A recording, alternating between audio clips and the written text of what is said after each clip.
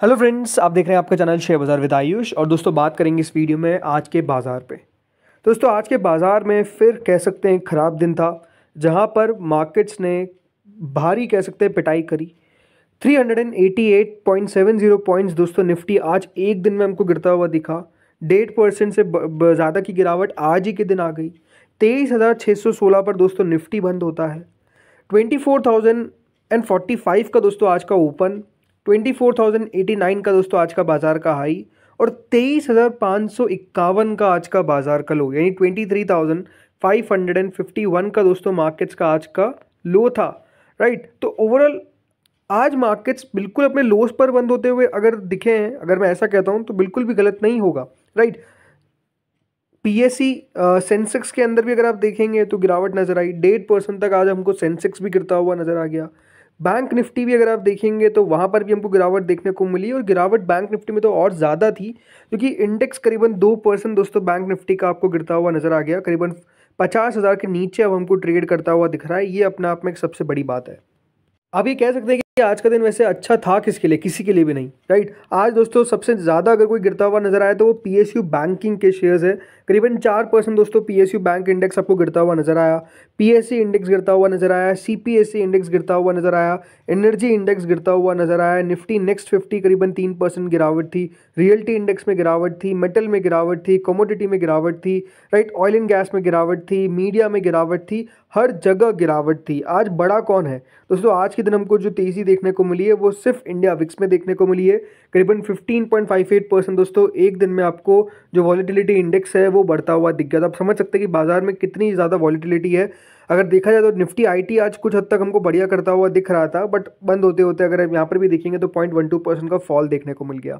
तो जैसा मैंने कहा, गिरावट हमको आज चौतरफा देखने को मिली, लेकिन कुछ शेयर्स थे जो बहुत बढ़िया कर रहे थे, लाइक थायरोकेयर। 10% से ज़्यादा दोस्तों आज के दिन हमको थायरोकेयर बढ़ता हुआ नजर आया। क्यों बढ़ा वो तो मैं आपको बताऊंगा ही, लेकिन यहाँ पे आप देखिए करीबन किस तरीके का एक बड़ा उछाल हमको देखने को मिला। इसके अलावा देखिए डॉक्टर लाल पैथलैब्स खराब बाजार में भी क्लोज टू 2% तक हमको बढ़ता हुआ नजर आया और दिन के हाई के करीब ही हमको ट्रेड करता हुआ नजर आया। तो ऐसा हुआ क्या कि दोस्तों यहाँ पर ये जो शेयर्स थे वो बढ़िया कर रहे थे, तो इसके पीछे का रीज़न है कि एक वायरस दोस्तों यहाँ पर जो है डिटेक्ट हुआ था चाइना के अंदर, और आज हमको इंडिया के अंदर भी उसके केसेस जो है वो मिलते हुए नज़र आए। HMPV वायरस जो है वो बेसिकली दोस्तों इंडिया में आज मिला। 2 केसेस बेंगलोर में डिटेक्ट हुए और एक केस जो डिटेक्ट हुआ है वो दोस्तों गुजरात के अंदर डिटेक्ट हुआ है।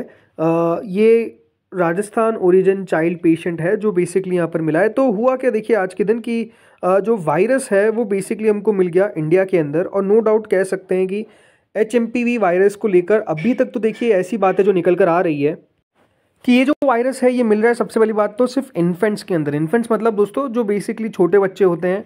मेजरली अगर आप देखेंगे तो आज जो पेशेंट्स मिले हैं वो 1 साल भी उनकी उम्र नहीं है। राइट, काफ़ी छोटे छोटे बच्चे आपको देखने को मिलेंगे जिनके अंदर ये बेसिकली वायरस मिलता हुआ दिख रहा है। और ये वायरस कहा जाता है कि ये छोटे बच्चों में मिलता है। मेजरली जो 5 साल से छोटे बच्चे होते हैं उनके अंदर दोस्तों ये वायरस जो है वो मिलता हुआ नज़र आता है। लेकिन बड़ी बात क्या है दोस्तों, बेंगलोर में एक ही हॉस्पिटल जो बैप्टिस्ट हॉस्पिटल है वहाँ पर हमको देखने को मिलेगा कि ये जो दोनों केसेस है डिटेक्ट हुए हैं। एक दोस्तों 3 महीने की ओल्ड इन्फेंट फीमेल इन्फेंट है और एक है 8 महीने का मेल इन्फेंट। तो आप समझ सकते हैं कि ये जो वायरस है ये डिटेक्ट बड़ों में नहीं लेकिन छोटे बच्चों में हो रहा है, और वो भी अगर आप देखेंगे तो काफ़ी छोटे बच्चों में देखने को मिलेगा ये वायरस। राइट, अब सबसे बड़ी बात क्या है कि इस वायरस पे इतना क्या बाजार को गिरना चाहिए था? तो अगर आप मुझसे पूछेंगे तो शायद तक नहीं गिरना चाहिए था, क्योंकि ये वायरस जो बताया जा रहा है कि देखिए इतना ज़्यादा डरावना वायरस नहीं है।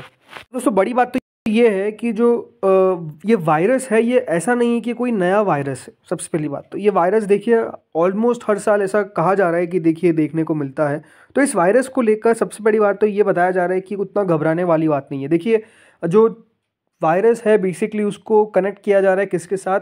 जो कोविड-19 वायरस आया था उसके साथ। राइट, उसी वायरस से आप समझ सकते हैं कि यहाँ पर इसको लिंक किया जा रहा है कि उस तरीके जैसी सिचुएशन ना क्रिएट हो जाए, तो इसीलिए पहले ही सावधानी बरती जाए। बट आई डोंट थिंक कि देखिए ऐसा होने वाला है, बिकॉज जैसे मैं बता रहा हूँ ये देखिए जो डॉक्टर्स है वो यही बता रहे हैं कि ये वायरस पहली बात तो कोई नया वायरस नहीं है, कोई इसमें उतनी घबराने वाली बात नहीं है ऐसा बताया जा रहा है। बल्कि ये भी कहा गया कि वो जो दोनों बच्चों के अंदर मिला है उसमें से देखिए उनकी हो सकता है कि जल्द मतलब कल भी कहा जा रहा है कि देखिए डिस्चार्ज कर दिया जाए। तो आप समझ सकते हैं कि इस वायरस के अंदर उतना ज़्यादा प्रॉब्लम नहीं है, बट ओवरऑल नो डाउट जिस तरीके से दोस्तों एक सेंटिमेंट क्रिएट होता हुआ नजर आया मार्केट्स का, उस सेंटिमेंट के कारण दोस्तों इतनी बड़ी गिरावट हो गई। लेकिन जैसा मैं कह रहा हूँ कि ये एक अकेला रीज़न नहीं है। अगर आपको लगता है कि सिर्फ इसी के कारण बाजार गिरते हुए नजर आ रहा है तो देखिए ऐसा नहीं है।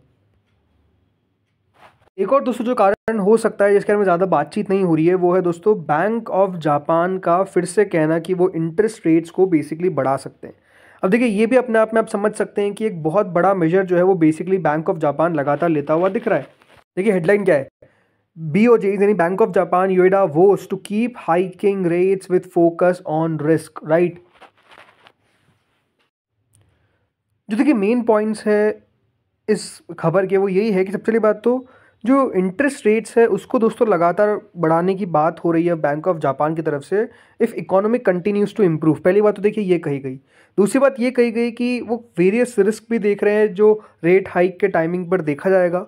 तीसरा, जो PM इशिबा है उन्होंने प्लेज किया है कि वो जो वेजेस हैं उनको बूस्ट करेंगे और कंजम्पशन के ऊपर भी फोकस किया जाएगा। इसके अलावा बैंक ऑफ जापान के जो रीजनल रिपोर्ट है, डिप्यूटी गवर्नर की जो स्पीच है वो भी दोस्तों काफ़ी फोकस में रहने वाली है, बिकॉज क्या कहा जाता है उनके द्वारा ये भी दोस्तों मार्केट जो है वो नो डाउट देखेगा। लेकिन बड़ी बात क्या है कि देखिए आपको पता ही होगा कि जिस तरीके से दोस्तों पहले युआन में जो अभी ट्रेड होते हैं स्पेसिफिकली देखिए युआन के जो बैंक ऑफ जापान के जो इंटरेस्ट रेट्स है, राइट, वो अपने आप में काफ़ी लो थे। लेकिन जैसे ही दोस्तों एक बार इंटरेस्ट रेट्स बढ़ाए गए, अगर आप देखेंगे तो स्टॉक मार्केट में गिरावट भी आ गई, क्योंकि बहुत सारे दोस्तों जो ट्रेड है वो इसके हिसाब से होते हैं। और जो येन के लिए ट्रेड्स होते हैं वो अगर अनवाइंड हो गए वहाँ पर दिक्कत आ सकती है। ये भी एक रीज़न दोस्तों हो सकता है। मैं नहीं कह रहा कि देखिए ये 100% है कि हाँ ये ही रीज़न है, ऐसा नहीं है, बट देखिए ये वन ऑफ द रीज़न्स हो सकता है, ये बेसिकली बताया भी जा रहा है। आई थिंक ये भी एक बात है जो अब डेफिनेटली देखनी पड़ेगी, बिकॉज बहुत सारे देखिए ट्रिगर्स होते हैं गिरावट के। एक अकेला कारण से दोस्तों बाजार इतना नहीं गिरता हुआ नज़र आता है। और स्पेसिफिकली अगर आप देखेंगे तो हमारे ही बाजार जो है वो नो डाउट सबसे ज़्यादा गिरते हुए दिखे। इसके अलावा कुछ और रीजंस बताए जा रहे हैं। तो देखिए ट्रम्प का इनॉग्रेशन भी होने वाला है, ये भी एक रीज़न हो सकता है। बट ये बात ध्यान रखिएगा वो 20 जनवरी को है, तो आई डोंट थिंक कि ये एक बड़ा रीज़न है कि गिरावट का कारण कि पहले ही बाजार जो है वो प्रीमियम करके इतना गिरता हुआ दिख जाए, राइट। लेकिन हाँ ये बात सही है कि दोस्तों जो डोनाल्ड ट्रंप है वो जिस तरीके से बात कर रहे हैं टैरिफ्स को लेकर, राइट, मार्केट्स पसंद नहीं करता है। मतलब अगर दोस्तों वो हमारे ऊपर टैरिफ्स लगा देंगे, बिकॉज चाइना पे तो वो कह रहे हैं कि टैरिफ लगाएंगे, मैक्सिको कनाडा पे वो कह रहे हैं कि दोस्तों कह सकते हैं टैरिफ लगाते हुए नजर आएंगे, और अगर हमारे ऊपर भी टैरिफ लगा दिए गए नो डाउट, तो ये अपने आप में देखिए एक और कह सकते हैं कि हमारे लिए ख़राब खबर रहेगी, जिसका एक और कारण हो सकता है गिरावट का। अब यहाँ पे अगर आप देखेंगे expectations of a stronger US markets during Trump presidency is driving investors to sell India and buy US equities. ये दोस्तों बेसिकली कहा जा रहा है। एक रियूटिव की एनालिस्ट ने बताया दोस्तों कि जो गोल्डमैन सैक्स है उन्होंने नोट किया है कि the S&P 500 boosted a total return of 25% in 2024, the second year of gains about 20%, and the last time that happened in 1998 to 1999। मतलब इस प्रकार से दोस्तों अमेरिकन मार्केट्स में आपको एक बड़ी तेज़ी देखने को मिल रही है, दमदार तेज़ी देखने को मिल रही है। इसके अलावा एक और बड़ा कारण तो यही, सच तो यही कि देखिए FIIs और जिस तरीके से हमारी इकोनॉमी अभी काम कर रही है, देखिए एक आपको बात समझनी पड़ेगी कि जिस तरीके से FIIs लगातार बेच रहे हैं, जो फ्राइडे का आंकड़ा आया था FIIs ने एक दिन में 4000 करोड़ की दोस्तों सेलिंग कर दी, 4227 करोड़ की सेलिंग कर दी।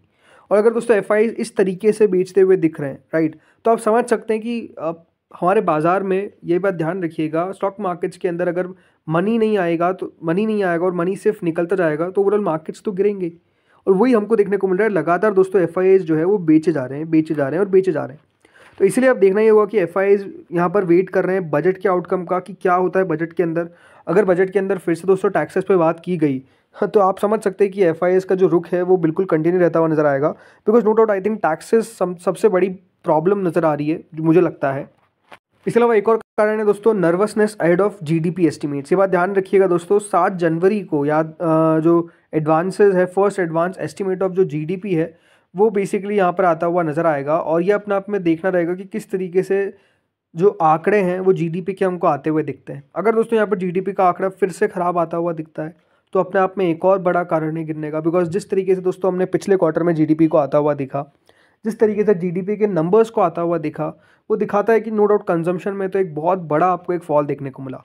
एक्सपेक्टेशंस है कि दोस्तों कंजम्पशन में आपको फिर से एक इंक्रीज देखने को मिलेगा, लेकिन जिस तरीके से आज डाबर की पिटाई आपको देखने को मिली, राइट। ये जो बड़ी कंपनीज हैं जिस तरीके से अभी भी कह रही है कि जो अर्बन डिमांड है वहाँ पर उतना पिकअप नहीं है, रूरल डिमांड ज़्यादा बेहतर कर रहा है, तो आई थिंक नंबर्स पे अभी भी इतना खासा अच्छा अगर असर नहीं पड़ता है तो ये भी देखिए मार्केट्स इसको एक नेगेटिव तौर पर ही लेगा।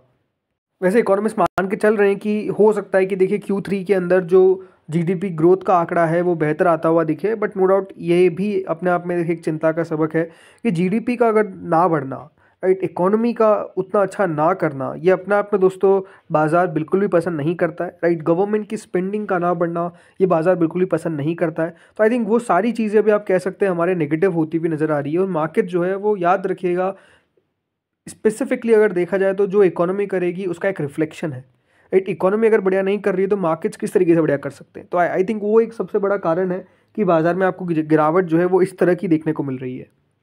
इसके अलावा देखिए आज FIIs DIIs का डेटा हमारे सामने आ चुका है, और FIIs का डेटा देख लेते हैं। तो FIIs ने क्या किया है, बिल्कुल बिकवाली बिकवाली और बिकवाली। आज दोस्तों FIIs ने करीबन 2575 करोड़ की सेलिंग करी। DIIs ने नो डाउट दोस्तों बाइंग करी है करीबन 5749 करोड़ की, बट स्टिल FIIs की तरफ से एक ही चीज़ देखने को मिल रही है, और वो है दोस्तों सेल पे सेल पे सेल, राइट। लगातार सेलिंग आपको एक देखने को मिल रही है जो अपने आप में कह सकते हैं नेगेटिव है। नो डाउट DIIs बाय कर रहे हैं। अब ये बात ध्यान रखिएगा, बाजार अगर आपको अभी भी 23,000 के आसपास निफ्टी देखने को मिल रहा है तो उसका बड़ा कारण है DIIs, बट स्टिल मार्केट्स को बढ़ने के लिए FIIs का पैसा चाहिए, और अभी भी दोस्तों जो FII का पैसा है वो हमको आता हुआ नहीं दिख रहा है, और मार्केट इसीलिए गिर रहे हैं। तो अब देखते हैं दोस्तों कल के दिन होता क्या है। आप लोग मुझे बताइए, क्या आपको लगता है निफ्टी कल 23,500 के नीचे स्लिप होगा, या फिर मार्केट जो है वो रिकवर करेंगे? बताइए कमेंट सेक्शन में। इस वीडियो में इतना ही था। Thank you friends for watching this video.